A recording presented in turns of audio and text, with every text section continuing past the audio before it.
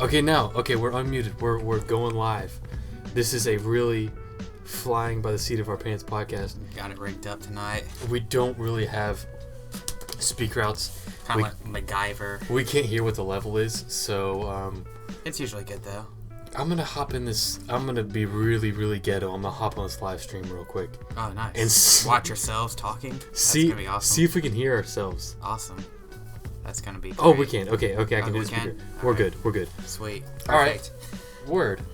All right. So yeah, we're back. What did we do one last week? I believe we did. We did. Okay.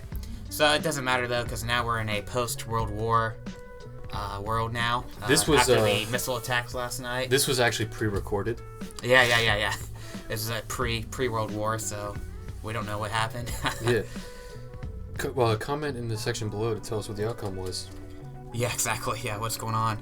So yeah, it's pretty crazy, man. So last I was like on Twitter last night. I looked on my moments and everything. See, Trump orders missile strike on Syria. I'm like, oh shit, really?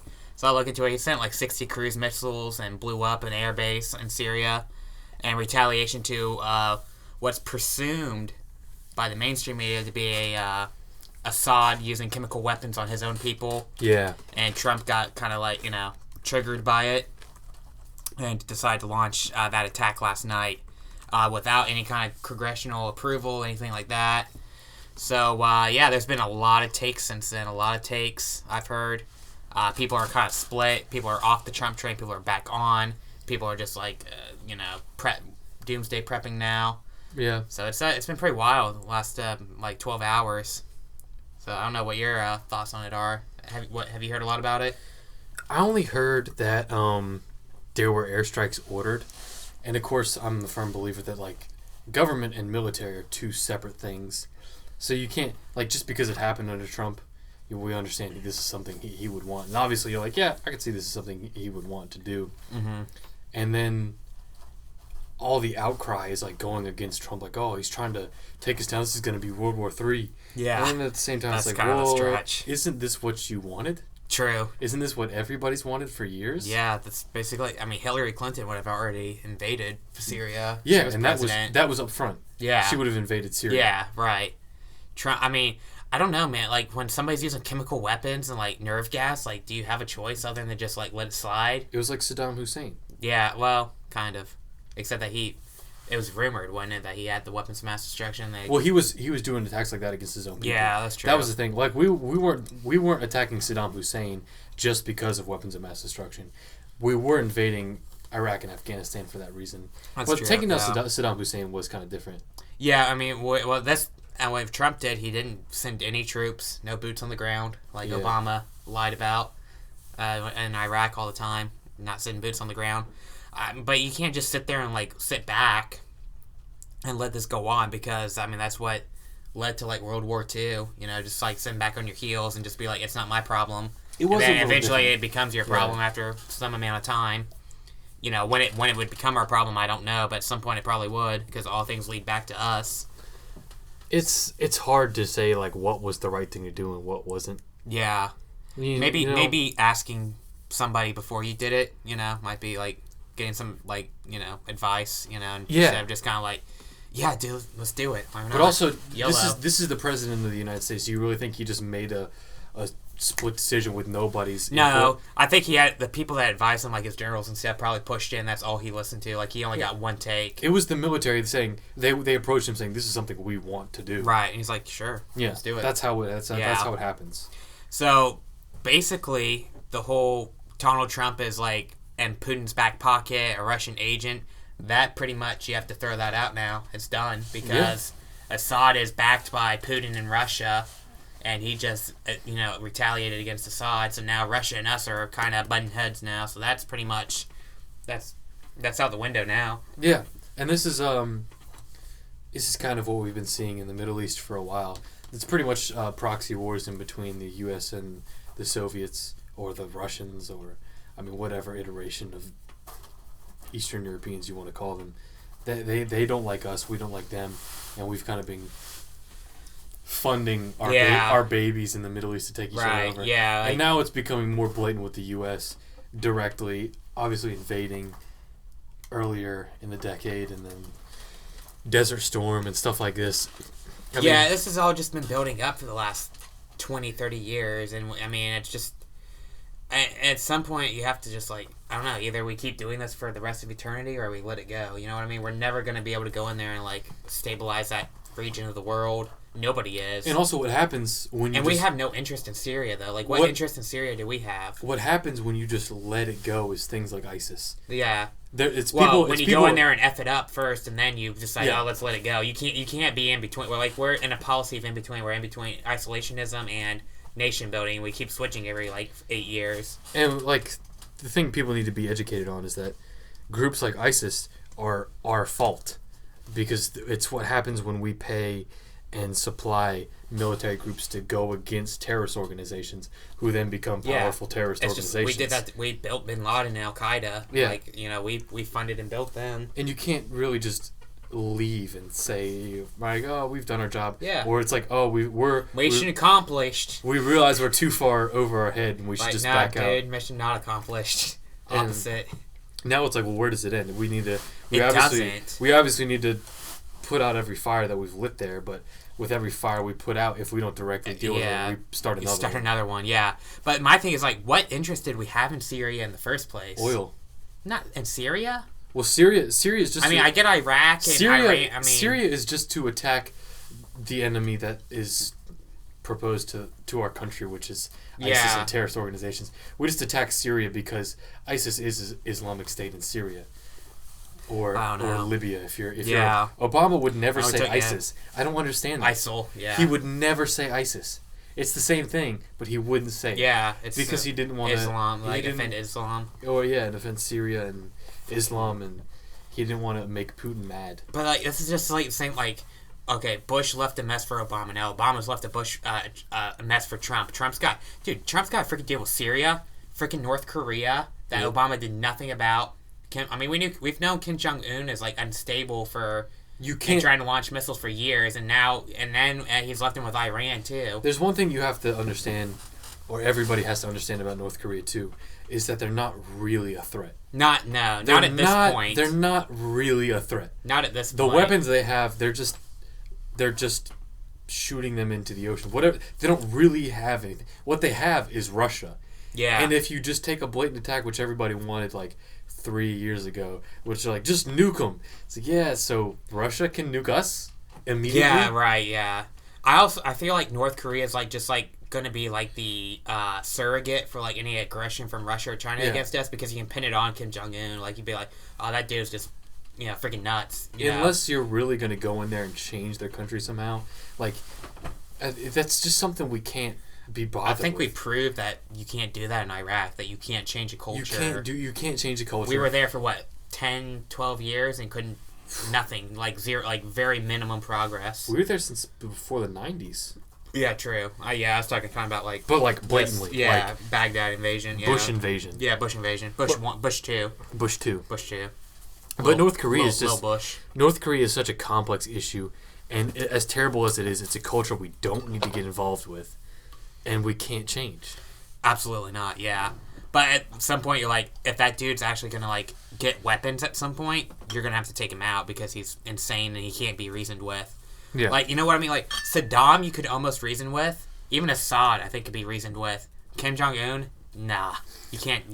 not unless we, send Dennis Rodman as our diplomat. Yeah, but...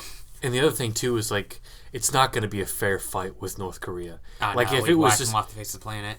No... It'd be the opposite because they have so much support behind them. Oh yeah, if you can't, you count on China, you can't go anywhere near them without China or Russia. Yeah, that's true. Yeah. As easy as it would be, as weak as their military is, as weak as their culture is, and it would also end up being like Vietnam. It'd be a guerrilla warfare, and it would just be terrible.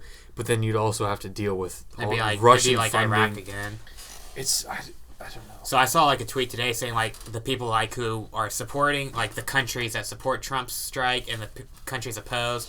Basically, we had Israel behind us, the UK, Australia, Canada, Saudi Arabia. Matters. Yeah, well, and the people opposed were Russia, China, and Iran.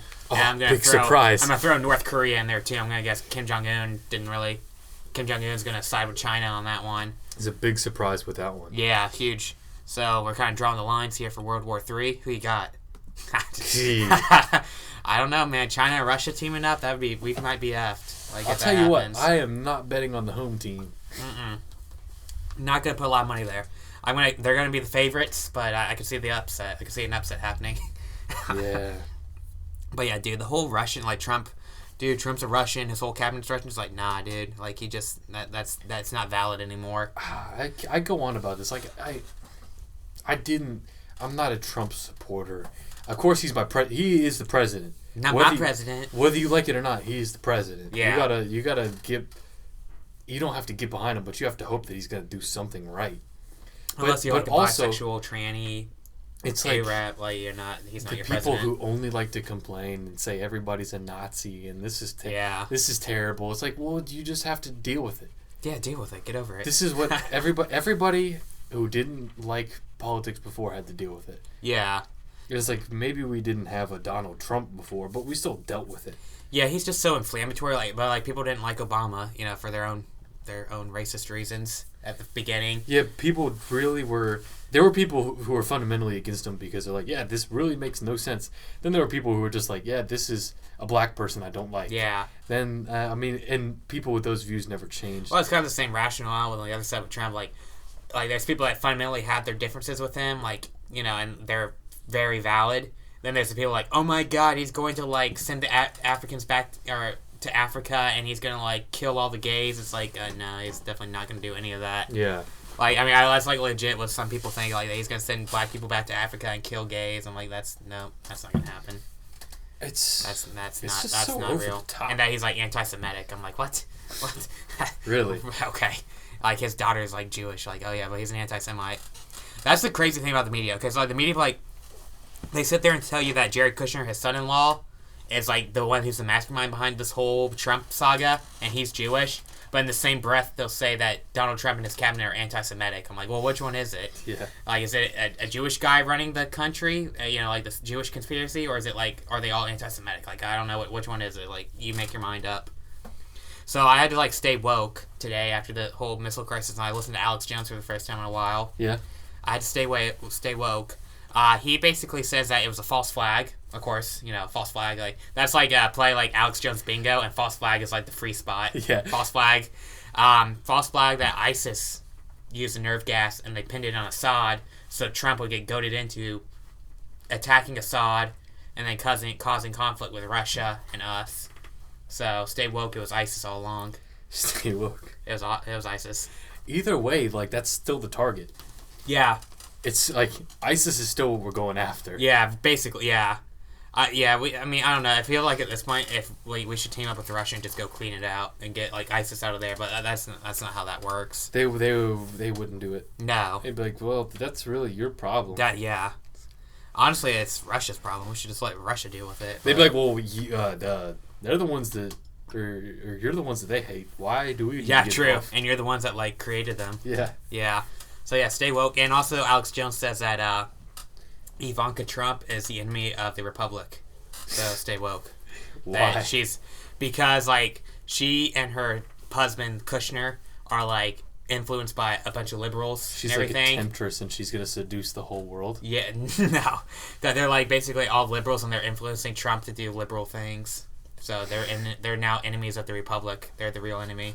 Stay woke. Yeah, it's Ivanka Trump. Stay woke, dude. This is a flat Earth Donald Trump world. Dude, yeah, absolutely, dude. Did you see that clip of Alex Jones the other day, spazzing out? I did. Holy! I was like, oh my God! My jaw dropped. He just Did you tag me that? I saw it. He's swearing every word was a swear. Every other word. Every word. There was not. You're gonna call you gonna call me a Russian Asian? Oh my! I have never seen him. Every bad word in the book. I have never seen him that bad. He was triggered. He's like, you gonna call me a Russian agent? I'm like, oh my God. He's like, I'm sorry, this is a family show at the end. God. Excuse me. In 20 years, I've never cussed on the air. Right. I'm like, I've heard you cuss every day, but anyhow, not like that though. He was triggered. I was I was kind of disturbed. Yeah, he that was crazy. It kind of put me into shock and wow, we need to do something about this Alex Jones dude. Yeah, he's kind of scary. He's too woke. He's too woke. He knows too much, and there's too much crazy real things that he knows that it's driving him crazy. Yeah, I think so. Like, honestly, I really think so. And, like, he's really gotten, like, this election just got him, like, wild because he thought, like, he was a part of it or something. That, like, he has some influence with Trump, which I really don't think he does. No. So he's got this, like, delusion of grandeur of his, like, self-worth, and it's kind of, like, thrown him off the last couple years with this whole Trump election. Other than that, though, he's pretty much on point about everything, except, like, Sandy Hook. He kind of missed the mark there. Yeah, some of the stuff is, like, I don't know where you're going with this. He gets caught, like, everything's a conspiracy, so eventually you're going to get one wrong, because if not every single thing's a conspiracy, but most of it is. Most of it is. Not everything. That's where they get you. He really is the perfect example of, like, the truth is so crazy. It'll mess with you. It'll mess with your head. I was like, I mean, he was saying that. I'm like, that's not that crazy saying that ISIS did it. But then you say that in like a generalized, like, you know, like mainstream platform, you'll get criticized and be, you know, shunned. And like people are hopping on the train like, this Alex Jones dude is crazy. Yeah. What's up with his head? And you'd be like, you don't understand. He's been doing this since like the late 80s. Dude, he called 9/11 like months before it happened. He's like, they're going to blow up the World Trade Center. And they're like, dude, what the heck is he talking about? And well, like, there was already an attack on the World Trade Center before. Yeah. So it's like... Well, yeah, that's kind of easy pickings. Like, yeah, they... Not discounting him or anything. No. Like, there had been attacks on us before that. Well, he says that the first one was like just a kind of scout mission or something like that. I don't know, dude. Dude's too woke for me. I can't keep track anymore. Like the Oklahoma bombings and stuff like that? Yeah. There's just some early footage. Like, the Bohemian Grove stuff was early. So woke. There's just, like, tapes of him in, like, the 90s where he's just... Him going to Bilderberg and stuff. He was too woke. He knew too much. Yeah. And it drove him crazy. Now they've just, like, they've broken him. He's broken now, I think. And he's just such, like, a Trump stan now. It's hard to, like... He actually was kind of like... I was listening to him today. He's kind of like, the whole Trump missile thing. He's like, I can see where he's coming from a Machiavellian standpoint, but on the same hand, I don't like it. He was the one saying he was ready to die for Trump. True. That's literally his words. I'm ready to die for Trump. I'm ready to die. That is a... Dude, the stuff with the child pedophilia stuff, though, he's on point. He is. He's on point. And he, like, that Joe Rogan podcast? Yeah, the Joe. The way he was linking everything together and just I don't know, he made like, everything boom, click. Boom, yeah. Yeah. He's like, no, you don't understand. What they were saying in the news wasn't what was actually happening. They were making it sound ridiculous to distract you from what this is going on. And that's what they did. How this person was involved and how this person was in contact with the president and this person was in contact with the Secretary of State. Yeah. And these parties were going on and these people were contacting the people organizing these parties and everything was going to happen and you're just like... Yeah, well, yeah, it's like the whole calling just like Pizzagate thing and like that restaurant, like that was a distraction, and like we even talked about that on this podcast before. We talked about that, like how that was like kind of just calling it Pizzagate in itself was diminishing of what the actual what was going on. It was like, you know, just a sideshow. That's kind of the marketing tactics they've gone for now, is not to like deny any conspiracy or to like make it crazy controversy, just to make it sound so stupid it can't be true. Right. Which that wasn't even the deal. Like that's not even like the point. Was that like that one restaurant like that? Nobody cares about that. That's like that doesn't matter. Like it's this whole big grand scheme like of there's a child like pedophilia network. Yeah. In our country, it's wild, dude. But yeah, he's so woke, man. He's crazy. He is flat Earth woke. He actually doesn't believe in the flat Earth, believe it or not. But he's on that level. No, he transcends woke. Like, dude, I was watching a YouTube video of like a conspiracy about him because he's like in the a Jesuit and is covering up the flat Earth. Because he knows too much. That's the thing. Like, I was like, that's whoa. the thing. I've gone too deep on YouTube tonight. Alex Jones knows more than he could ever communicate. Oh yeah, that's for sure. His communication skills are garbage. He can't articulate everything he knows. He just knows it. He gets so worked up and so enthusiastic about everything, he can't tell you anything. No, yeah. Unless, like, Joe Rogan's in there, like, dude, shut the hell up. Like, say that again. Like, go through that one more time. He's like, just have another shot of whiskey. Yeah. And keep going. Yeah, keep going. And then he's like, he was the person that everybody is when they're listening to the podcast. He's like, oh, what did you just say? Yeah. What did you just say? Oh, yeah. Hillary Clinton, like, kills children. It's like, whoa, go back. You have to explain that before you keep going, because we're going to think you're crazy if you don't. Yeah. And like then he'll sit there and explain like, okay, that makes sense. Good, continue. Yeah. Like, dude. I don't know. He's crazy though. That dude he has on the show all the time, that Roger Stone guy. Do you know who that is? No. That dude's not cool. I've never really listened to his Joe Rogan show. No. Roger Stone's on Alex Jones' show. On Alex Jones' show? Yeah, all the time. I haven't listened. Apparently, like, Roger Stone used to be, like, early was the campaign manager for Trump and then got fired. He still acts like he, like, has got clout with Trump. I haven't listened to an Alex Jones podcast in probably 3 years. Sleep. It's just too much, man. Sleep. Wow. He says too much and doesn't say enough. So Sam's not woke. No. But this Roger Stone guy, like, I don't know, he got kicked off CNN because he, like, called one of the anchors an N-word. Oh, God. Yeah. And, like, Trump, or Alex Jones has kind of, like, hitched his wagon to this guy. What comedian was saying that? Who was like, why is every black athlete just called a class act? Like, and that term is used only for black athletes who they don't know how to describe. I don't know. It sounds like Chappelle or something. Or it was something Chris like Rock, yeah. Yeah, it was funny. But yeah, like, I don't know. I tried to listen to Alex Jones' podcast, and it was just... Like, he was saying too much, but he wasn't saying anything. Yeah, exactly. Yeah. And so, like, a lot of words. I still look at his YouTube channel every now and then if I'm like, yo, what is going on here? Or like, oh, the Bilderberg meeting's coming up. Where is he at? True. I look at that stuff. That stuff was intense. The Bilderberg stuff, yeah. Like that room, that tent they had for the phone party. Yeah. Whew. Yeah. I want to go to a Bilderberg Well, he's the one that meeting. broke about it, like, the year Obama and Hillary ran against each other, that, like... They both showed up to Bilderberg and, like, disappeared and showed up at Bilderberg. Yeah. And, like, that's when then, like, Hillary dropped out of the race, like, short after that. And it's like, dude, he's so woke, man. So woke. Yeah. Anyhow, moving on from Alex Jones. We can talk about him all day. To be honest, I'm back on the Alex Jones train, though. I was off, and then that, like, rant of him just, like, cussing, and now, like, him being woke about this Syria attack, I'm back on the Alex Jones train. I will tell you what. I'm back on. I was off for a little bit, now I'm back on. I was... In my early days of education, I was on the Alex Jones train just to hear what he had to say for the longest time. And I've probably been off the Alex Jones train for 3 years. But you're about to get back on, right? It's about time. We should get back on. My name is Sam, and I've been off the Alex Jones train for 3 years. See, you turned me 30. You turned me on originally to Alex Jones. Because of the Bohemian Grove, you turned me on. I'm like, dude, I watched that video. I couldn't sleep that night. Look it up on YouTube, like Alex Jones Bohemian Grove. Yeah. I watched it that night. You were like over it. We watched it. I couldn't sleep that night, and I was woke ever since. And I was like watching everything that dude did. See, I'm glad that I can lead you to that. Lead me to light. Like, I have nothing against Alex Jones. It's just he's kind of a resource that I go to when I need to learn something. Yeah, right. I can't spend all my time listening to him because he's never going to tell me anything. No. When he does tell me something, it's going to be there. It'll be a 5-minute clip.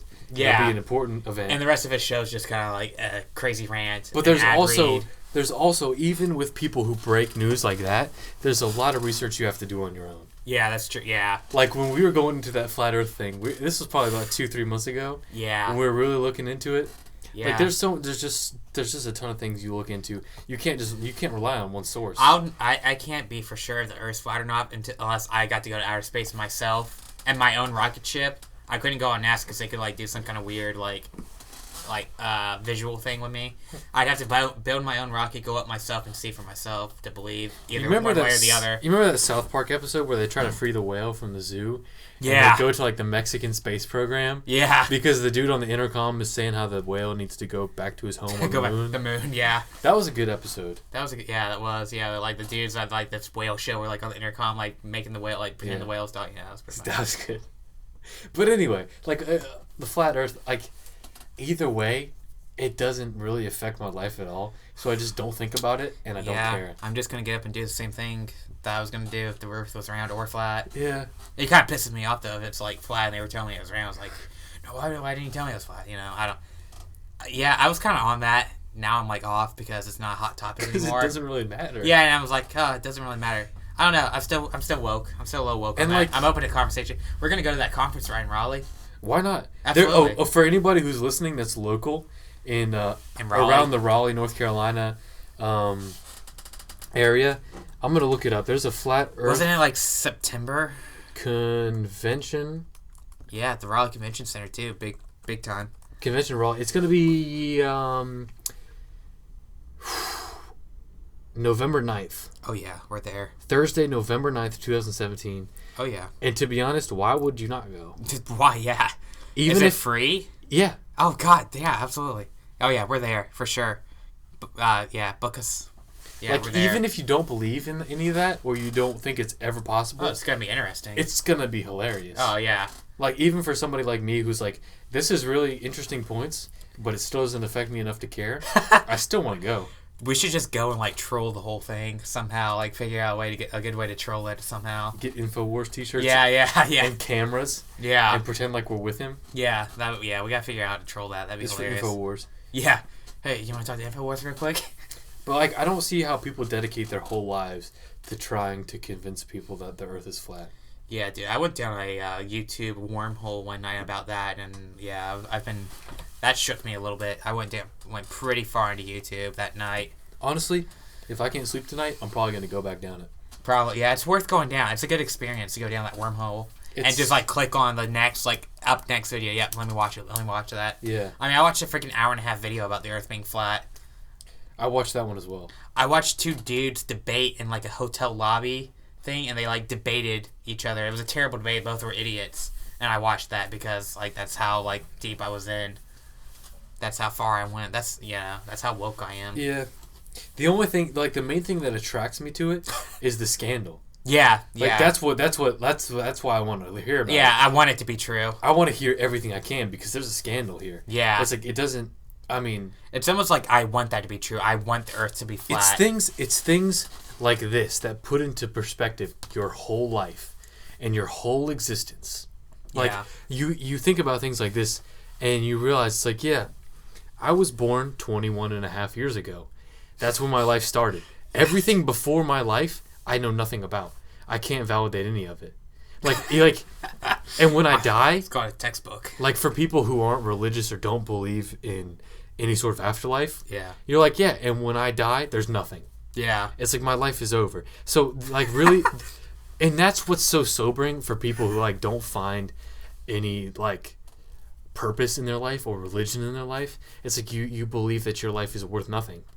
Yeah. And if my life was worth nothing, and I found out that the world could be flat, and somebody was trying to hide it, anything like that would draw my attention. Yeah. I would want to know everything I could about something like that, because of the scandal. Pretty much, it's not going to affect my life or the life of anyone around me. But, like, even after my life ends, it's going to affect the world I live in. But it's just whether or not it's in the same round breath, or flat. it's so minimal. Like, it doesn't really matter. Like, Yeah. that doesn't, like, there's some things like that matter, but not that, because you're still gonna get up and do what you do every day. You're still gonna put your pants on. Yeah. You're still gonna eat breakfast. You're still gonna go to work. You're still gonna watch the football game. I just don't.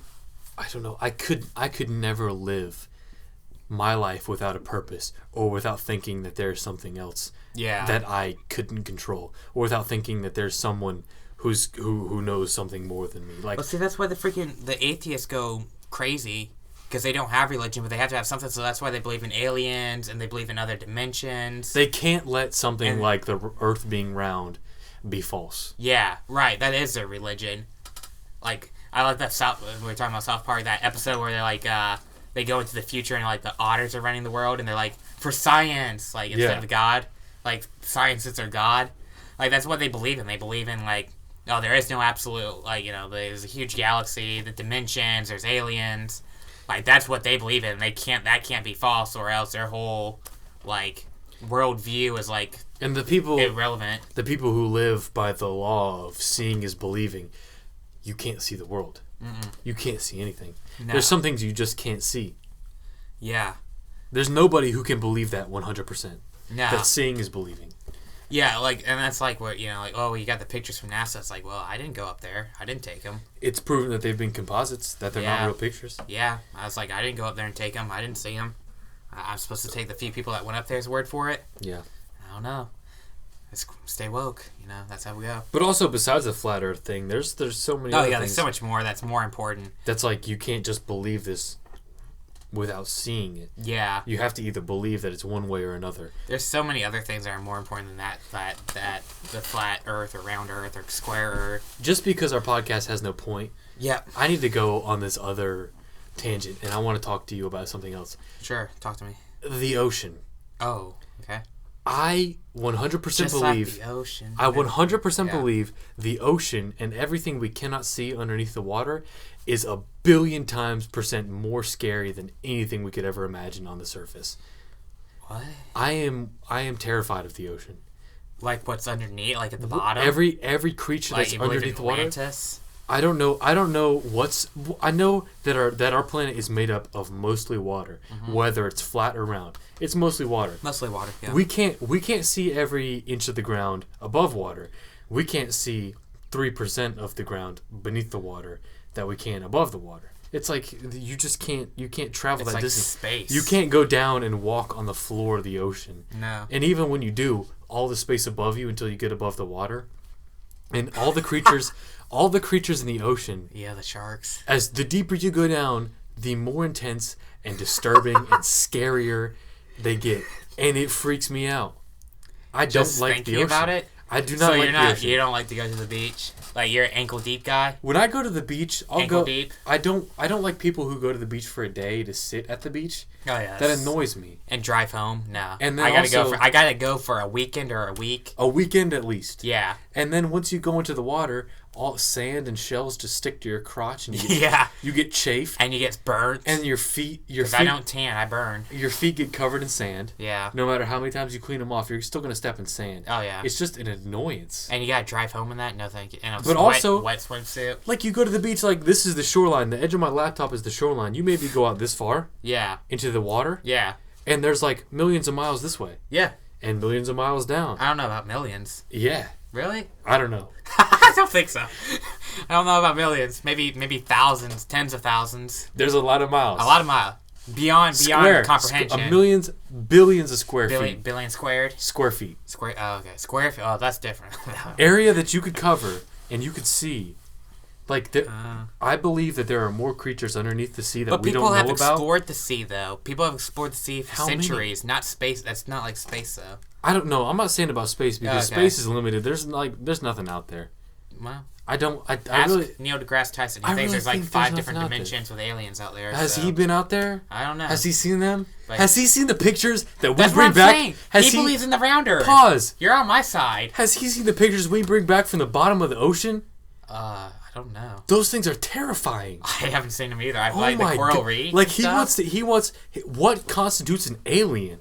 Have you seen the creatures at the bottom of the sea? Dude, the stay woke. That's where the aliens are in the sea, not in space. God, that stuff is scary, dude. Yeah. I do not. Maybe. I'm not It going. was like a whole Star Wars like world going in it, like the Jar Jar Binks. Like Star my Wars worst episode 1 going on down nightmare would be like trapped in the middle of the ocean or something like that. Maybe, yeah. One of them. Yeah, that wouldn't be fun. That would not be fun. Yeah, But even still, bro, it's I like like- to go out neck deep in the ocean, man. I like risking it, man. I live on the edge. I go out like neck deep in the ocean. So that's like 20, 30 feet out. I feel like little sharks like rubbing up against my legs. That's not even like surfer deep. Surfer's No, going deeper yeah, than that. no. But still, like I understand what you're saying. Yeah, I'm not a little girl. Like, I like to go out. I like to get my neck deep. I like to get wet. I don't remember the last time I went to the beach and went in the ocean. I don't remember. That kills me too. Like, who goes to the beach and doesn't get in the water? Like, I just want to sit on the sands. Like, Well, the only why time, are you here then? The only time I went to the beach in the past history that I can remember is when I went to Jacksonville for my hospital visits. Yeah. We just walked Well, to that's the beach. different because you're just there for a few I hours. don't but remember. Who takes a vacation to the beach and says, "I'm just going to lay out. I'm not going to get into the water." don't Then know. why did you go?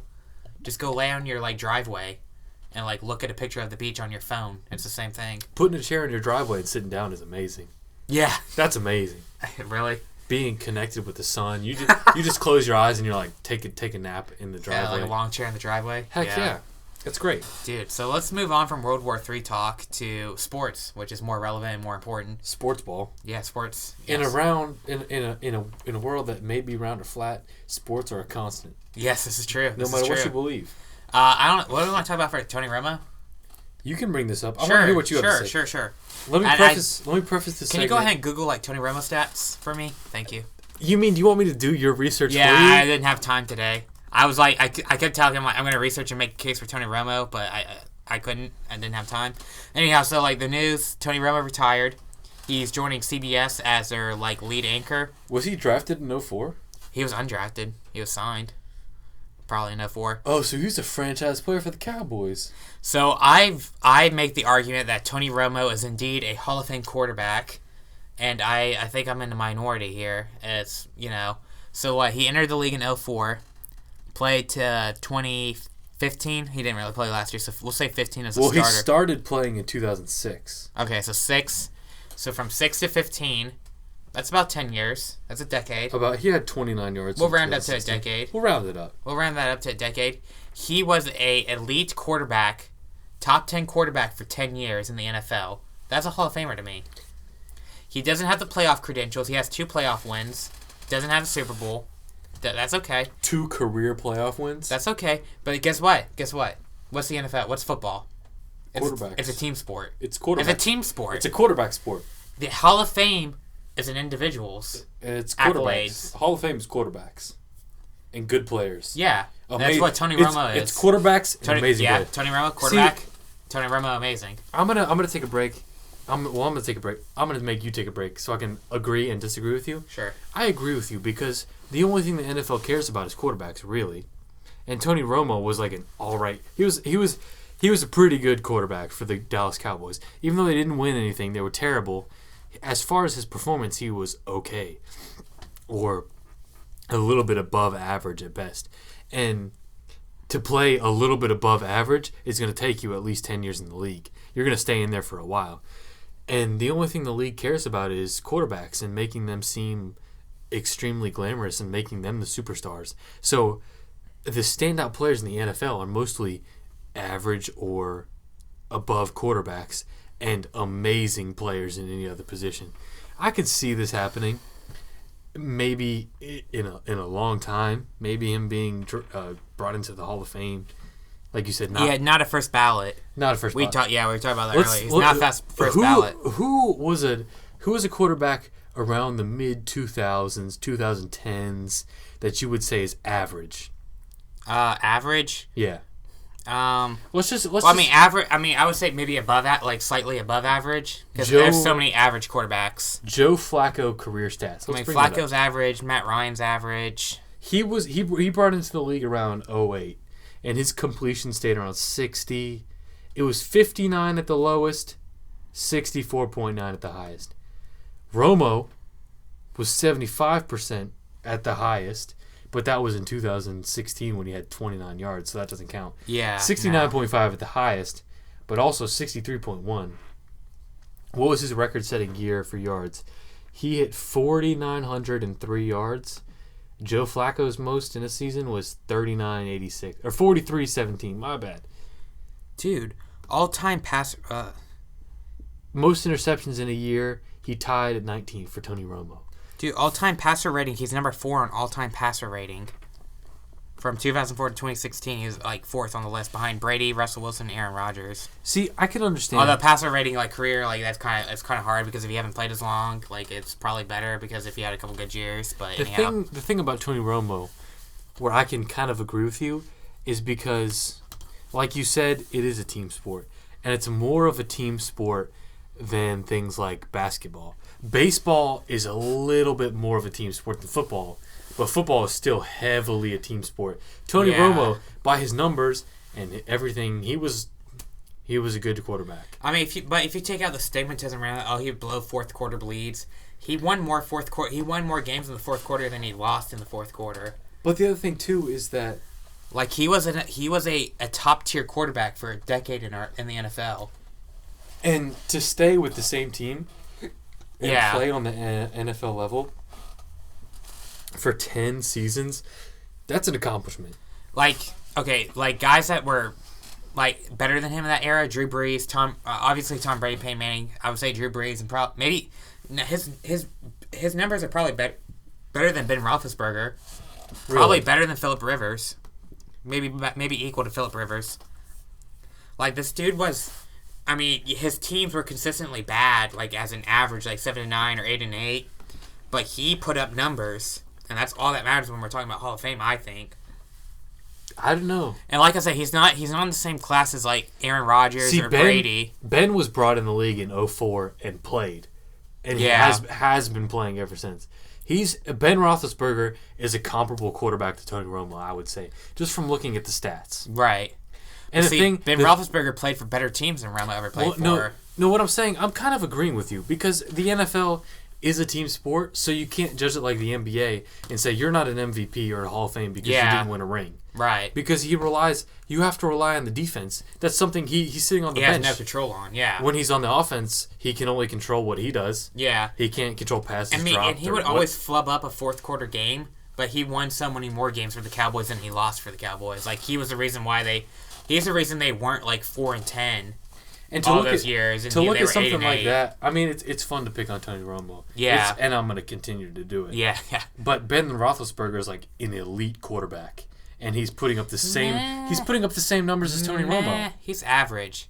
He's good because he's got a really good wide receiver and he's got a really good running back right now. But other than that, he was pretty average number wise. He's elite because he's consistent. He's kind of like the guy like, hey, longevity. Don't throw the ball away. Like, don't throw a pick. Let the defense win. Until the defense has gotten so bad, he's kind of evolved. He's been consistent. I would take Tony Romo over Big Ben.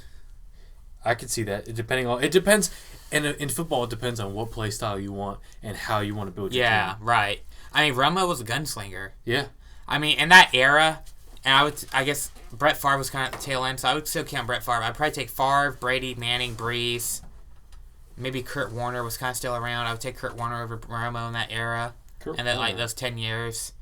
Those are probably the only guys I would take over Romo. Maybe Rivers. You could maybe talk me into Phillip Rivers. Rivers is underrated. Yeah, he is for sure, yeah. But Romo was a top 10 quarterback for a decade, like at least a top 10 quarterback. Several years he was a top 5. Did he ever like get the wins to show it? No, because his teams were garbage until recently. You know, if he was playing, I mean, this team the Cowboys team this last year is a really good team. You know, I don't think Dak Prescott really made a difference. I think it was just kind of like it was all the pieces came together this year for the Cowboys. And Tony Romo happened to be injured. Phillip Rivers is the same thing. Yeah, brought into the league around the same year, putting up around the same numbers. So like in those like from like 2004 to like we'll say 15, the guys that are like still playing now that I would take over Romo, I would take Brady. I'll throw Peyton Manning in there because he just now retired. Peyton Manning, Aaron Rodgers, Drew Brees, and I'll take Phillip over Romo. That's it. Yeah. And maybe Roethlisberger, but probably not. I'd rather have Romo than Roethlisberger. And you see, like, you look at the people who are around the time, like, Phillip Rivers probably, you could have the same argument, but he's not going to go down as a Hall of Fame quarterback. No. Which is unfortunate. He's been playing so well. I don't know. If he does it for another, like, 5 years, puts up the same numbers, if he keeps playing for another 5-6 seasons, like, he might, you know. He's still... And Romo, the argument against Romo is that he didn't do it long enough. Because his career was cut short. I mean, you probably need another 4 or 5 seasons out of Romo to really, like, his consistent numbers. So, I don't know. I feel like probably just because of how short his career was, he probably won't be a Hall of Famer. Yeah. But I think he should be. And not first ballot. Not a second ballot. Maybe like, third, fourth ballot. Sneak him in there on a thin year. When there's not really anybody to put in. But I think I think Tony Romo was underrated. He got too much crap. All those years from the media and crap. For the way he played. Like, I think he did more. He's the only reason the Cowboys went 8-8 those years. People were like, oh man, Romo only went 8-8. I'm like, he's the only reason they did. They'd be like 5-4 win teams if it wasn't for Romo. Yeah. Because Romo put that team on his back most of the time. Until recently, they finally put a good team together, and now Romo's like back is broken because that offensive line can never block for him. Yeah. For 10 years, he never got a good blocking line. So, yeah, I think Romo. Romo's gonna be a great commentator though. He's gonna be better than Phil Simms. Phil Simms is terrible. Yeah, the NFL is really... I don't know who's worse, Phil Simms or Troy Aikman. The NFL is really scrapping for commentators. Yeah. And, like, Joe Buck isn't an NFL commentator. Dude, I freaking hate that guy. Joe Buck is, like... He is baseball. Joe Buck he needs to be a baseball commentator. Everybody loves it. The only people who love him are baseball fans. Yeah. He's the best baseball commentator you could have. Yeah. In football, he's just there because Fox has him. Right, and then he's paired with Troy Aikman, and Troy Aikman's terrible. He's like, I hate Troy Aikman. Plastic surgery, brain dead. Yeah, basically, yeah. John Gruden's the best NFL commentator, though. It doesn't matter. Hands down, John Gruden's the guy. Just bring Madden back. Bring Madden back. Is Madden's still alive, right? I think he is. I'm gonna say yes. John Madden's alive. I could be wrong though. Yeah, he's alive. Yeah, right, John. 80 years old. Oh my god, man. Keep eating those turduckens, man. Dude, he can. That was always the thing during the Thanksgiving games. He'd always be talking about his turducken. Like, dude, we get it. You eat turducken. Jesus. I would love one. Really? Yeah. What is it? It's like a turkey stuffed with a chicken, stuffed with a duck. No, it's a chicken inside of a duck inside of a turkey. Yeah, that's what I said. No, you said... A turkey stuffed with a chicken stuffed with a duck. No. It's turkey stuffed with a duck stuffed with a chicken. What's bigger, a chicken or a duck? A duck. Fake news. Fake news. It's not. Fake news. Chicken's bigger. It would Did you see that video of that big-ass chicken on Twitter? If it was a turkey with a chicken with a duck, it'd be called a duck. You don't know what you're talking about. Did you see the video on Twitter of that huge rooster that was 6 foot tall? That's what happens when you let vegans run the world. Yeah, exactly. Looking like the dude from Looney Tunes. What's his name? Longhorn, Foghorn, Leghorn. Yeah, dude. Talk about Planet of the Apes. It's gonna be Planet of the everything. Every animal is going to be bigger than us. They're just going to put people down on their backs and just pick their eyes out. Pretty soon we won't need mascots for sports. We'll just use the actual sized animals. Yeah, dude, I want to see. I would watch gamecock fighting if it was those sized chickens fighting each other. That'd be freaking intense. That chicken was that's 4 feet heavyweight. Tall. That's the heavyweight division. That's like Mike Tyson of chickens. Yeah, that was like the Brock Lesnar of chickens. The Brock Lesnar. I'm ready to see him fight I don't know whatever the Tito Ortiz of shake roosters. Yo, what's up with Mayweather and McGregor? Dude, that's some bullshit. Do you think it's really going to happen? No. Mayweather's no. McGregor would get destroyed. Yeah, absolutely. McGregor would lose. McGregor wouldn't get hurt. He just wouldn't be able to land a punch. It'd be the most retarded fight ever. It'd just be Floyd Mayweather dancing around the ring, kind of sparring with him. Yeah. And McGregor wouldn't be able to land a punch because Mayweather would just be dodging. McGregor has had some close fights in the UFC. And as a UFC fighter, you do not take on a boxer who's running the world. Who's technically, yeah. I mean, Floyd Mayweather's whole thing is he's so technically sound and quick and everything. Yeah. It would just be a sparring match for Floyd. Yeah. You know, he would just boom, boom, boom, quick, jabs in there. Because boxing is totally different. If it was a UFC match, oh god, yeah, Mayweather would die. He'd die. He would die. He would die. Yeah. Literally die. McGregor would kill him. But boxing, yeah, and McGregor's obviously not going to be technically as sound as Mayweather. And that's the reason why it won't happen, because they won't. It's going to be a boxing match, and McGregor will box. The only thing is that if McGregor was quick enough to just get on him and wail on him, but I don't think so. No, he's not that quick. I don't think Mayweather. I don't know if Mayweather would do it or not, because I don't know if it'd be a big enough payday for Mayweather to. Is it worth it for him? I think he could get the money, because it's the biggest person in the UFC right now. There's really it would be bigger than any boxing match he could do at this point, because Pacquiao is done. That's pretty much the only thing that would draw. Remember when Ronda Rousey? Remember when Ronda Rousey wanted to fight Floyd Mayweather? No, I don't. You don't remember that? No. She was really talking like that. And I think at that point they could have got the money together. Floyd wouldn't fight a girl because fundamentally you don't fight a girl. He only fights girls in the private life. He won't fight them professionally. That's his private life, okay? That's his private life. We're not judging. Hey.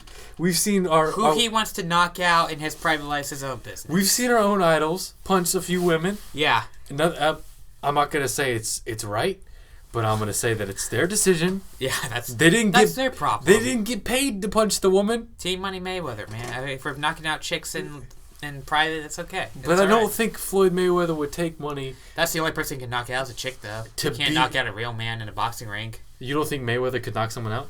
No, has he ever? I don't know. I don't know either. But also, not in a long time. Not in a long time. He hasn't knocked anyone out in a long time. He's technically undefeated in air quotes. Yeah. But that's just his professional career. Yeah. His professional boxing career, even semi-pro or on his way up, it's still kind of Yeah, his whole career has just been totally I'm trying to find a word fraudulent. Yeah. Just kind of it's been staged, I don't know. It's basically WWE. I don't know. Basically the same thing. WWE is actually probably like more physical than boxing at this point. Did you watch WrestleMania, by the way? I did. I think I missed that. Oh, did you miss it? I think I might have missed that John one. Cena got married or got engaged. I saw the memes. Triple H came down in a trike with Stephanie McMahon on the back. By the way, Stephanie McMahon, babe. Really? Yeah, oh, major babe. I haven't really seen Oh, it. Google, yeah. Stephanie McMahon is such a babe. Anyhow, so they came down on a trike for a match. The Undertaker retired. Yeah, it's wild stuff. Really? Yeah, Undertaker retired. Oh my God, what are you talking about, dude? Are you kidding? She's beautiful. Stephanie McMahon. What? Are you serious? Dude, bro. You are wild. Nah, dude. That's like the consensus in like the world is that she's hot. You made fun of me because I said Danica Patrick was cute like 5 years ago. Bro, she's freaking 4'4". And? She's a troll.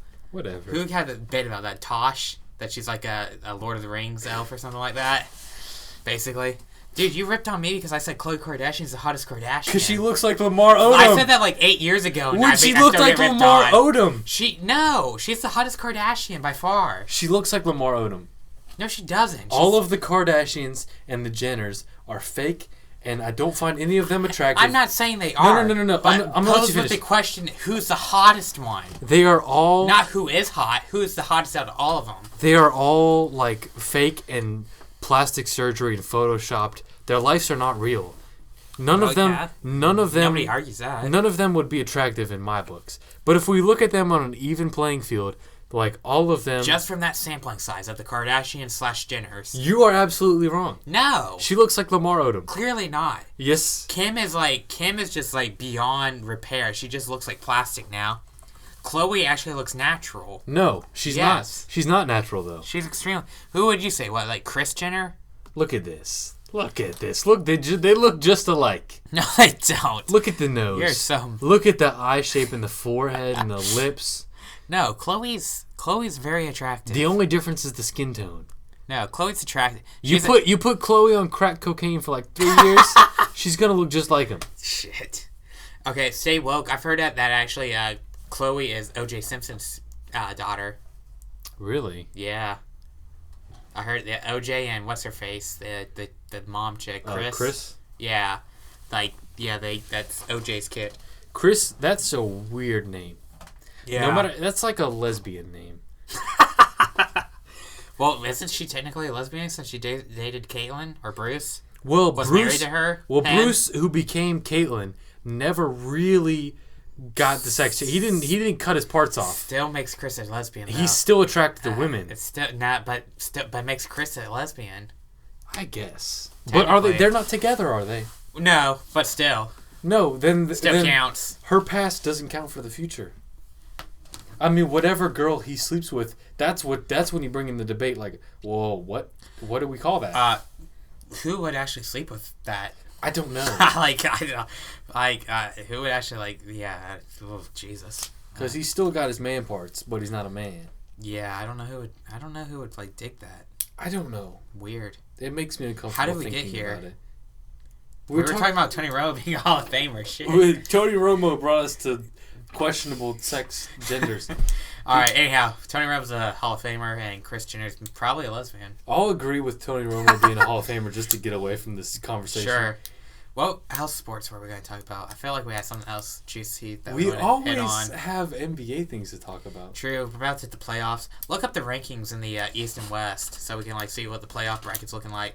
I think Cleveland's going to get the one somehow. They beat Boston the other night, and they clinched the one. Yep. Okay, so they're the one. So that they're going to get to the finals. Not a question. There's not even competition in that conference. We're like 78 games in. Yeah, there's only a few games left. Yeah. There's like 4 games left, 3 or 4. Man, my Knicks missed it barely. So it's the Cavs number 1, Celtics number 2, Raptors 3, Wizards 4, Hawks 5s, Bucks at the 6th seed. Brutal. Bulls at the 7. Oh. Pacers at the 8. Pacers are the story we need to talk about. Dude, Pacers and Cavs match up in the first round? Pacers are still a threat. No, God, no. In the Eastern... Well, if they were... I don't know. It's with Lance... Did you see that fight the other night? That with was... the Raptors? Okay, so for anybody who didn't see this, Lance Stevenson went back to the Pacers, and they were winning. By a lot. by maybe 10 15, or 10, I think. 15. Yeah. And with 5-6 seconds left, the Pacers inbounded the ball. I don't remember who was dribbling. They passed it to Lance Stevenson, who just drove down court and shot a wide open, uncontested layup. It was under 10 seconds left. Or There might have been 5 seconds left on the clock. Something like that, yeah. And he came back and it was DeMar DeRozan and somebody else got in his face and were yelling at him and tried to start a fight. And Lance just walked away. And everybody was like, "Wow, this is just unsportsmanlike. This move was uncalled for." It's the unwritten rule, He's already starting trouble. And for me, I'm like, if you're not going to play defense on somebody with 10, 15 seconds left, they're gonna walk down there. It's like this is professional basketball. Yeah. Like, you can't get upset about that crap. You're professionals. You're doing this for money. It's like, if you don't want him to do that, don't lose by 15 points. Yeah. Like, you don't do that. Maybe in middle school, upward basketball, I'd be like, hey, don't score the ball like that. That's not cool. Let's show some sportsmanship. And professional level, kind of out the window. Yeah. I don't know what more people expected. But yeah, oh man, the Pacers get an edge back. No, the Pacers are still a joke. Right now, they could. If you're that desperate to bring Stevenson back, you're a joke. Paul George and Lance Stevenson, they need somebody else. They're not as good. The two teams who need something to push them over the edge are still the Raptors and the Wizards. Yeah. But the Pacers are, they're back. They're a couple pieces away. They're back into the mid-level team. The Wizards and Raptors are one piece away. The Pacers are 2 or 3. Yeah.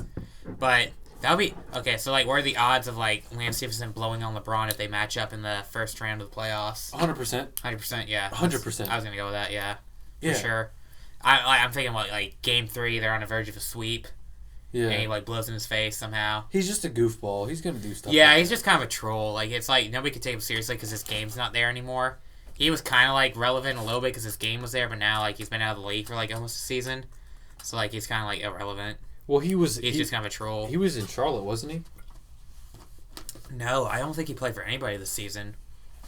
See, I think Charlotte cut him at the end of the beginning of this season, and he hadn't been with anybody because the Cavs were even talking about signing him at one point. Yeah. So what's the West looking like? The West is Warriors in the 1 spot, Spurs at the 2, Rockets in the 3rd, Jazz in the 4th, which is surprising, Clippers at the 5th, which is almost even more surprising. Yeah, they're that low. Thunder at the 6th, which is how low could they be? No, that's high for them. Considering what happened to them. Getting to 6, that's huge. But Russell Westbrook has been averaging a triple-double. But it's just him. The way people talk about it, it's a one-man team. I understand that. I understand. Grizzlies in the 7th and Trailblazers at the 8th, which is yawn. What do the Trailblazers have? Yeah, Lillard. That's about it. So, honestly, pretty much the Warriors. What you need to look at, the Warriors and the Spurs. The only thing I would bring up about the Spurs... They're cold right now, aren't they? A little bit. They're a little cold. They lost to the Warriors when they were actually playing. Because the last time they matched up, the Warriors sat their star players. Yeah. And it was like a boring game. It was boring. The Thunder... I don't know. The way it is now, the Thunder are going to match up against the Rockets. If it goes... that'd be a good series. That would be a good series. That's a good series. I could see the Thunder winning that. See the Warriors are gonna blow out the Trailblazers, and the rule somebody brought up, the Warriors aren't gonna have trouble until they see the Spurs. They still play best of 7 in every round before, and they're if you're up 3-0, the series should be over. It's gonna be 3-0 against the Trailblazers for the Warriors. The Spurs are gonna be 3-0 against the Grizzlies. Because the Grizzlies had a couple games, they balled out against the Warriors and set the record for most threes in a game for a team. Was that the Nuggets? Oh, it was it the Nuggets? Yeah, the I think that was the Nuggets. Okay, so it doesn't matter. The Grizzlies definitely don't have the 3-point shooters. Yeah, Grizzlies nothing. They're done. I get those teams mixed up. I don't know why. Because they're both irrelevant. Yeah. Sidetrack. Don't matter. Remember when? Remember when? Remember when Iverson was playing on the Nuggets? Oh, I remember. And averaged 26 points a game. Yeah, I remember. With Melo and J.R. Smith. Yeah, I remember. That was great. Remember Barry's right there. So still, it's gonna be the 1 and 2 seed. The Spurs and the Warriors are gonna advance through the first round. It doesn't matter though. What's the point of watching the playoffs? It's just gonna be Cavs Warriors finals. But you don't know that. No, I do. No, you don't. I know that more. I know that more than I know if the Earth's round or flat. I know that the Warriors and Cavs are going to play. Unless, LeBron, tears his ACL or something. Remember when the Warriors blew a 3-0 lead? Or 3-1 lead? To who? Kevin Durant? They blew a 3-1 lead to the Cavaliers. Then bring on Kevin Durant, who's a new piece. Yeah. They've been working through it. But they're still going to get to the finals. They've been spotty. They're working towards that. That's why they're super hot right now. Curry's been going off. That's why they're resting players, and we're gonna come into that. We're gonna come into that conversation next.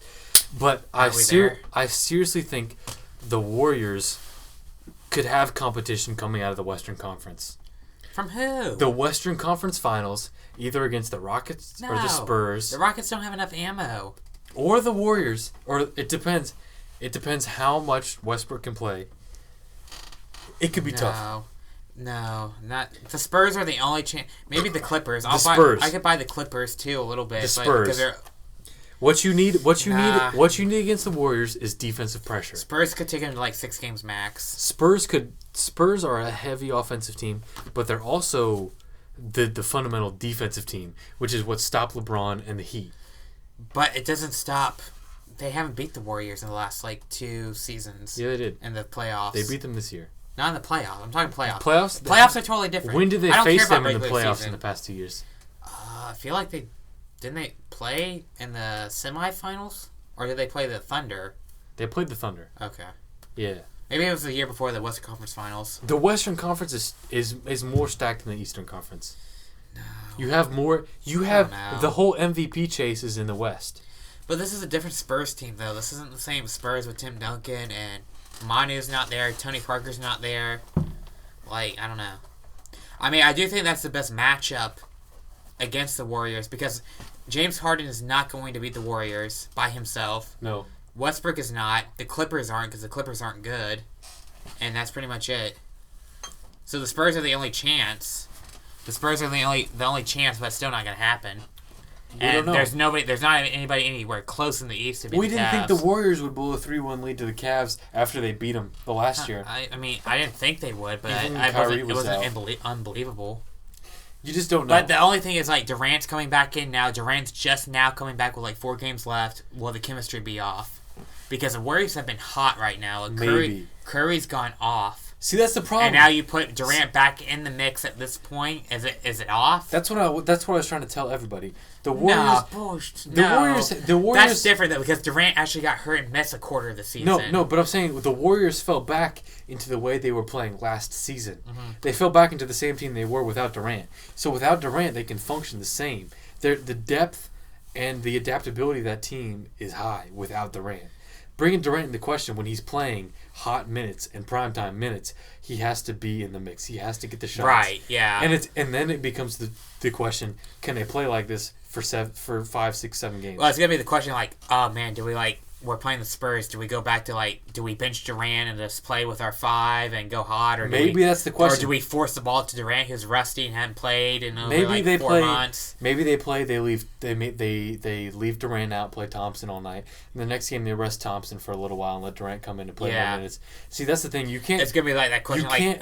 Should we just he's rusty, he's not really on. Do we leave him out there or do we take him out? And Durant is not the type of player to come back from an injury and that's gonna be Curry in a bad spot. He doesn't take spin up time to come back from an injury. Well, see, they got 4 games against the Rocket. I mean, who are they playing? 8. The Blazers. That's the thing too. They got 4 games against the Blazers that at 4 games. they're gonna get going, and even the next series they might. They're not even gonna start Curry against the Blazers. No.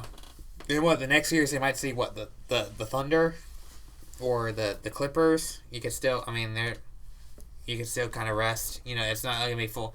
Their only real threat is the Spurs. That's it. As long as they can get past the Western Conference Finals, then all they got to worry about is the Cavs. Yeah. But there's no threat in there other than the Spurs, and the Cavs have 0 threat. Yeah, and we go back to the Eastern Conference. The matchups there are just dumb. Boston proved they can't beat Cleveland the other night because Boston played all out and the Cavs played all out, and the Cavs destroyed them. Well, it's going to be the Celtics versus the Bulls if the standings stay the same, which is a boring matchup as it is. It's honestly boring. I could see the Bulls winning that matchup. Yeah. Because Boston's not like that. Boston's good this year. They've had a great year, but they're not like they can lose to anybody. It's just boring. Yeah, they're not a great team. The Raptors and the Bucks, the Raptors are going to win. The Wizards and the Hawks, the Wizards are going to win. Yeah. The Cavs and the Pacers, the Cavs are going to win. Those are like... Honestly, the Cavs are going to sweep their whole way to the finals. The Eastern Conference Finals is all sweeps. Pretty much. I mean, maybe like if the Cavs run into the Wizards, they get a game, or if the Celtics give them a game, but I could see I could see the Celtics losing to the Bulls. Yeah. But I think the Bulls might sneak up a spot there, because I heard they got a pretty easy schedule, so they might sneak up to that 7th spot. And they're only one game behind. Yeah, so they might sneak up. So it might be like the Celtics seeing the Bucks or something. So. And then it would be the Raptors and the Bulls, which the Raptors are going to win. It's so boring though. Like you're watching the playoffs and like there's only 2 good teams. There really is. Like it's stupid. Well, no, the playoffs are garbage. There's maybe 3. Maybe the Clippers. I don't think the Clippers are that good of a team. I think the Spurs are a better team than the Rockets and the Clippers. Oh, I do too. But as far as the like third team. As far as you saying no, Spurs are the third team. Oh, okay. As far as a team goes, as far as a good team. Yeah. The Rockets have James Harden. Yeah. He's very, very good. Very, very good. Oklahoma has Russell Westbrook. The best player. And he's extremely good. Like but the second best. Yeah. He's not good enough to carry a team through the playoffs. Like no. we've seen that time and time again. One player cannot carry a team through the playoffs. Oh yeah, definitely not. Well, I'm pretty much out of topics for tonight. I feel like we've covered enough. We've gone from World War III to the NBA playoffs, so that's pretty much all that matters. Yeah, I mean... So World War III is about to happen. Tony Romo's a Hall of Famer, and the Cavs are going to win it all. Or the Cavs are going to win it all. There's one more thing we should bring up and talk about for a little while, which is Kendrick Lamar's new album, which was... he released The Heart Part 4, which is like a precursor to every album he releases a song. The Heart Part 1, 2, 3. He's only had 3 albums. Yeah. And this will be his 4th. And he hints to saying something about April the 7th, which is today. Oh, yeah. Which earlier this morning, an album went up on iTunes, which none of the songs were named. The album wasn't named. There was no album art, except for the single Humble, which was released about a week or so ago. Uh-huh. And the release date is expected to be next Friday. And, I mean, the only thing we can say is just talk about for a minute, what to expect and what everyone who is affected by the music culture and hip-hop culture should expect. Fire. Expect fire. And from what he said so far is that To Pimp a Butterfly, which is amazing, was more of addressing problems and stuff like that. Mm-hmm. It was a concept piece. It was like a society. He said himself this album is not that. This album is different. Like taking shots. This album is dropping very specific. Bodies. Yeah. This album is Kendrick. This is him taking over. This is him not being afraid to say that he is the best rapper. Yeah, he's whipping it out on this one. And there's nobody who's gonna get in his way. Drake. No. Singing. No. Yeah. No. Probably not. And the other thing too, you know that dude McConan who came out and said he was gay. He did the what? "Glowing Up on a Tuesday" song. He did that song. Yeah. I got the gas. Yeah. In the coat. He did that song. He came out and said he was gay. Oh, and everybody's like, "Wow, crazy." And then he was saying, "Yeah, remember when I was signed to OVO when Drake signed me there? They pretty much only signed me to make a hit song so he could feature on my song. They didn't give me anything. Then they saw all these old tweets I had saying that Drake was garbage and came at me at the Grammys party and threatened to destroy me and threatened me and all this stuff, and I didn't know what was going on." So he was in the ghostwriting camp for Drake for a while. That's and now pretty Drake sad. Now Drake is threatening him with all this stuff. And they're like, you listen to Drake's bars on his new songs and even his last album and the album before that, what he has the most hype behind him. Yeah, and he really does. He's the most likely to drop a disappointing project. Not a lot of substance to the hype. No substance. I'm so sick of rappers punching down. Yeah. I'm sick of Drake punching down. I'm even sick of Kendrick punching down. You've alluded to the fact he's taking shots at Big Sean in a lot of his music now. The only thing that's punching down. I want to see Drake and Kendrick go at it. That's it. That's the only thing worth seeing. Even Kendrick going at Drake is punching down. The reason why he's addressing this now is because all of this has gone on behind his back and he said nothing. He hasn't released a diss track towards either one of them. No. Completely. He's made bars and statements and saying stuff like this, like, I don't, y'all being lame, this is garbage, I'm not doing with this. Obviously the best person out here, but the reason why he's not engaging in anything like that is because it's obviously punching down. Not to Drake, because Drake is not on a mainstream level. Yeah, you might think that, like, and be right that Drake is inferior to Kendrick, but on, like, a grand scheme of things, like, they're probably comparable. Like, they're on the same platform, like, same level, you know. And the reason Big Sean's not there. The reason why he's saying things like that about Big Sean and Drake is what he says in his song. One of the lines he said, "You switched teams on me. You're about to meet Westbrook," which is a bar in itself. But that's the reason why he's coming out at these people is because they went against him. Right. Yeah. It's not that because he's like, okay, I'll join in and play this game with you. Yeah. If he does that, because there's big kind of like rumors about him and Drake having beef. He's never been the person to play that game of like going at it with someone. He's just been like worrying about his craft and everything. Yeah. But I could see him easily dropping a Drake diss track or something. That'd be dope. Drake would light it up. No, he didn't want anything to do with that.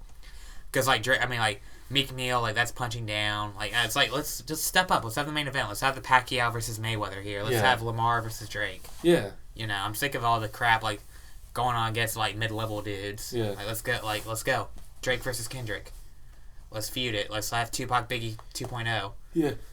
So.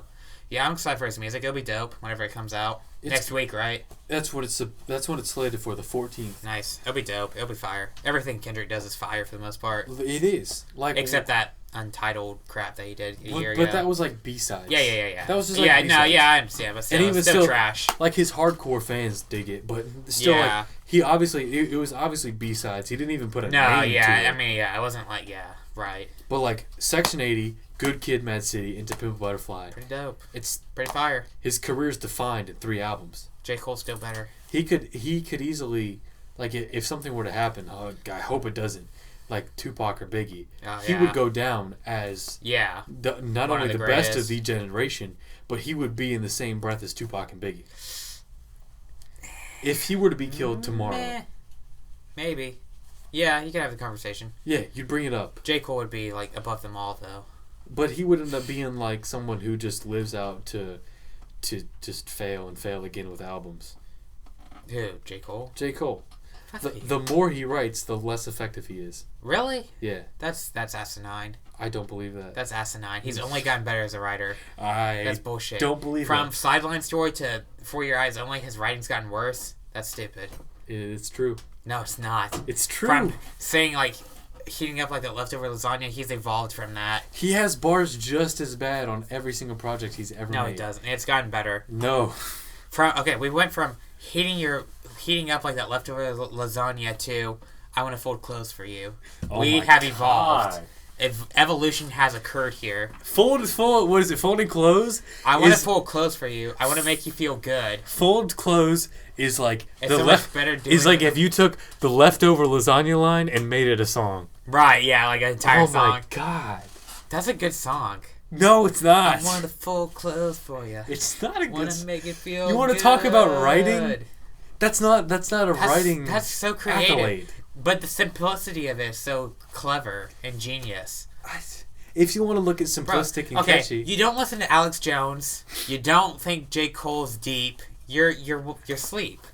I'm not sleeping. You don't think Tony Romo's Hall of Famer. I didn't say that. But like, okay, so you don't listen to Alex Jones. You don't think Romo's a bona fide Hall of Famer, and you don't think J. Cole is deep. You're asleep.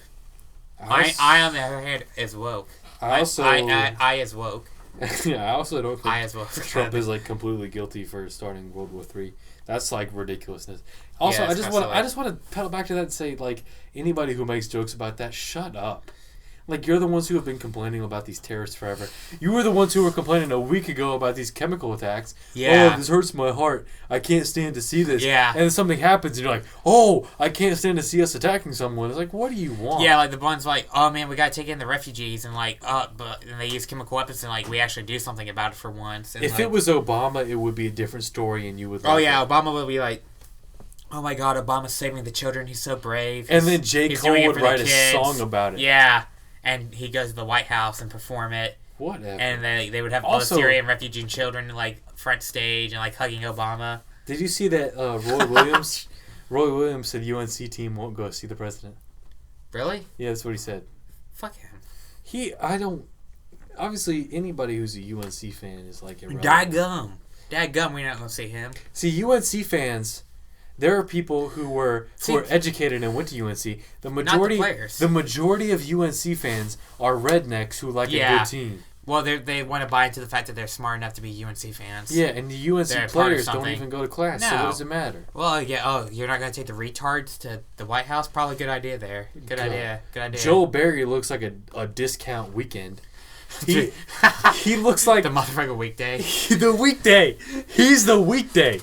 You thought you liked that? Yeah, I like that was tweet. good. That was a good tweet. He looks like the Great Value brand of the weekend. Shit. Bro, those dudes are so freaking stupid. Just hearing them talk, you're like, holy shit, they're stupid. They're dumb. Yeah. It's like when Jameis Winston talks and you're just like, And we didn't talk about this game. Talk. We should talk about this game. Yeah, let's talk about this game. We got time. Yeah, we got time. Okay, so my thing, the main concern I had going into the game is that Gonzaga's big man was weak. So weak. He got destroyed by South Carolina. Yeah. And it was a sign like, this is the dude you're relying on. This is going to be a problem. So going into the UNC game, Kennedy Meeks just dominated him in the post. He gave up too many fouls. He missed 8 shots in the first half. He missed free throws and was a liability. Yeah. He fouled out. Or he didn't foul out, but he had 4 fouls. Who, Meeks? Oh, yeah. The Polish, big man. Polish man? Whatever his name was. Something like... It sounds like Gronkowski or something He had like that. 4 fouls. Yeah. Well, three of them had 4 fouls. 3 of them, and their best player fouled out. Their other big man He had 4 fouls in the first half. That game was freaking garbage. I was like sitting there the whole time like, please don't go to overtime. Please don't go into overtime. Please don't go to overtime. Because that game was so terrible. I just wanted it to be over. I couldn't stand to watch anymore. It was literally just watching teams trade free throws for the last 7 minutes of that game. Yeah. Just watching Gonzaga and UNC. For both halves. See who can miss less free throws. For both halves. Yeah. It was free throws in the first half. Because UNC shot 33% from the field. Gonzaga shot probably 10%. You know what I mean? I was like, just a garbage game. And there was a stretch of time in the second period, or second half, where nobody scored for 5 minutes. Yeah. Well, Gonzaga went scoreless for the last 6 or 7 minutes without a field goal of the game. There were no field goals. Their only points came off free throws. Which also kind of people were like, man, Gonzaga got screwed by the refs. I'm like, the only reason they scored was because they got fouled. They got free throws at the end. The refs were terrible. Oh, but yeah. At least they were even.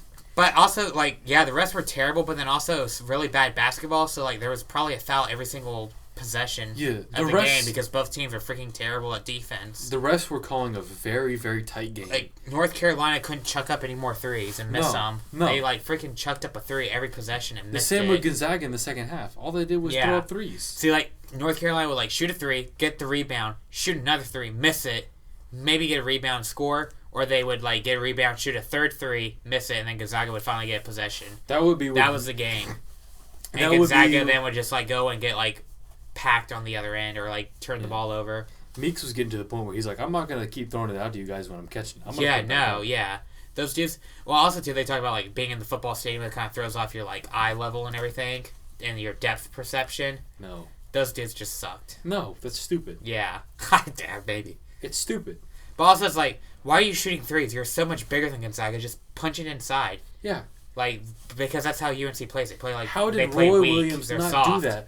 Meeks was drawing fouls every single play. Yeah, you're so much bigger than Gonzaga. Just punch it in the ball, punch it in the paint every time. Play hack-a-shack. Why are you shooting contested threes every possession? North Carolina has possibly the worst offense in the country. Joel Berry. Was terrible. Joel Berry, the weekday. Leading the points. Was leading the team in points. That offense was just brutal to watch. It's what are you doing? They're just dribbling around for a contested 3. They looked like Chino Hills. It was terrible. I was just I was happy that game was over. Me too. I think I put something on Facebook I was congrats to UNC for a hard-earned championship there. They outlasted the foul trouble of Gonzaga. And they they made a little bit more free throws than Gonzaga did. So good job, congrats. And that's what separated the teams. Earned, not given. It was all on the big man's back of Gonzaga. He missed too many shots. He committed too many fouls. I think he scored 4 or 6 points. He committed too many fouls. Yeah. And he just didn't make enough free throws. He was not an impact. And the problem was he had wide open looks. Gonzaga had good looks in the lane. They got him in. They got the ball in the paint. He couldn't finish anything. Yeah, and it was him, but it was also the whole team. They would drive or they would get open. Yeah, looks, they would yeah. get good looks. They could and not miss. finish. They Yeah, would miss. yeah. And it was like UNC was throwing up desperation threes, but Gonzaga couldn't make a layup. It's just so terrible. It was a brutal game. And that was the same thing as the NCAA football championship. Are these the best two teams in the league? That's what I said. Thinking, are these really the two? Gonzaga and UNC, is that really the two best teams in the country? Not the league in the country. Yeah, are these the best teams in the country? I don't think so. No. Definitely, it wasn't even the best 4 teams in the country. That's just how the tournament works. Oregon? Yeah, in Are South you kidding Carolina. me? South Carolina. Oregon? That's just how the tourney works, though. That's the tournament, bro. That's bracketology, I guess that's why they call it March Madness. basically. But yeah, I was like, really? South Carolina's the 4th best team in the country? I don't know about that. I don't believe it. I don't think so. Fake news. It's fake news. Fake news. All right. Well, that's it for tonight. I think we're good. Yeah. Catch you on the flip side, unless like World War III breaks down, we get drafted, which would suck. So let's hope that doesn't happen. We'll I'm be not back for sure another podcast. what much more could happen in the next week. You could get out of a draft though with your surgery and everything, so you're good. Well, the thing I had about a draft is like I would go to basic training and I wouldn't do anything. No, yeah, they'd be like, "Why the hell are you here?" They would tell me, "All right, soldier, we're gonna go run." I'm like, "No, I'm not running." No. They could beat me. They could yell at me. I'm like, "No, I'm not doing this." I would like pass out after like one day of training, and they'd be like, "Yeah, go home. You're good." See, that's the problem. Like when I was a kid, I was afraid of a mandatory draft. That was one of my fears, which is a logical fear. That was one of my biggest fears. Because we were growing up in the culture where we're taught about World War II. That's like, oh, that's a great war, everything. You're like, oh, that's not a great war. That was a mandatory draft. Great war. Good war. I don't want to be drafted into the war. It was a solid war. And for my whole life, I was like, I'm not joining the military unless I want to, under any circumstance. Bro, look at this meme. It's Trump, and it's like fading to the picture of Hillary. It's a picture of Trump fading to the picture of Hillary, and it says, and the caption is, "When you're elected because you won't go to war with Russia." And it's like Trump fading into Hillary. That's hilarious. Anyhow. Yeah, so, yeah. Basically, draft. You're out. I'm in. Who's the first overall pick in your draft? In my mandatory? In your mandatory military draft, he's your first overall pick. Out of anybody in the world, country. We have to go with our resident veteran and pride of the country, John Cena. John Cena, absolutely. Which hot take. Because you can't see him. Hot take, he's not actually a veteran. What? He was never in the military. No kidding. He was never. I couldn't get that.